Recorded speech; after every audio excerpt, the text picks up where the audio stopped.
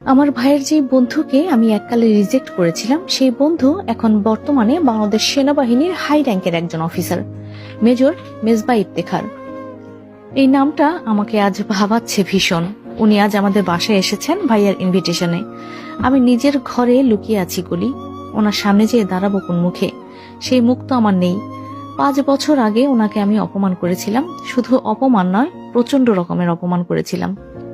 ওনার মতো প্রবল আত্মসম্মানবোধ সম্পন্ন ব্যক্তিত্ববান পুরুষ মানুষও সেদিন মাঝ রাস্তায় আমার সেই বিদঘুটে কর্মকাণ্ড আর গলা চড়াও করা বন্ধ করতে অনুরোধ করেছিলেন খুব করে।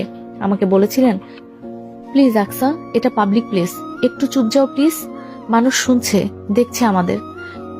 আমার দিকে কিভাবে তাকিয়ে আছে দেখো, বড্ড বেশি অপমানিত বোধ করছি। অথচ আমাকে কেউ কোনোদিন পিঞ্চ করে একটা কথা বলারও সাহস পায় না। এলাকায় এতটাই ভদ্র শান্ত ছেলে হিসেবে পরিচিত আমি, অথচ আজ তুমি আমার মান সম্মান সব ধুলোয় মিশিয়ে দিলে। লোকে আমাকে বখাটে ভাবছে, যদিও আমি তা নই। ভালো লাগার কথা জানানো বুঝি অপরাধ? ঠিক আছে, তোমাকে আমি এই প্রথম এবং শেষবার বললাম, আরো কখনো তোমার সামনেও আসবো না। তবু দয়া করে একটু চুপ করো আকসা, সবাই আমাকে খারাপ ভাবছে। এই জটিল কথাগুলো নিজের মান সম্মানের খাতিরে উনি আমাকে অবলীলায় বলে দিয়েছিলেন। শত কাকুতি মিনতি করেও আমাকে থামাতে পারেনি। আমি তো রীতিমতো লোক জড়ো করে ফেলেছিলাম। একটা কেচ্ছা হয়ে যাচ্ছিল সেদিন। সবাই বলাবলি করছিল এই ছেলেটাকে নাকি ভদ্র ভাবতাম, অথচ এ তো দেখি পথে ঘাটে মেয়েদের ডিস্টার্ব করে বেড়ায়। সেদিন ওনাকে আমার জন্য মিথ্যে অপবাদ পেতে হয়েছিল। তখন আমি খুব ছোট ছিলাম, মাত্র 17 বছর বয়সের বাচ্চা একটা মেয়ে, সবকিছু খেলনা ভেবে নিতাম।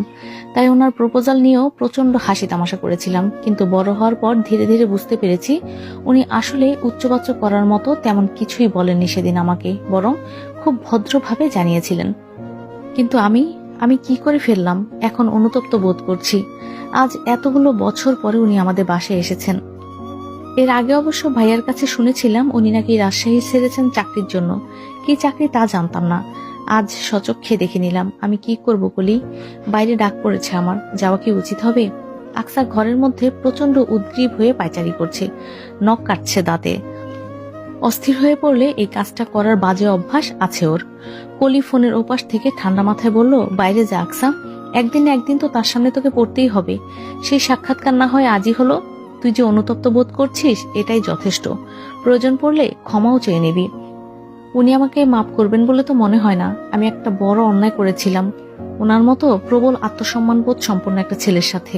উনি কি এত সহজে ভুলে যাবেন? বাইরে গিয়ে তো দেখ আগে, হতে পারে এতগুলো বছরে সবকিছু ভুলে টুলে গেছে। তুই নার্ভাস হবি না, হাসি মুখে কথা বলবি, কেমন? আচ্ছা তাহলে যা, গিয়ে সাক্ষাৎ করে আয়।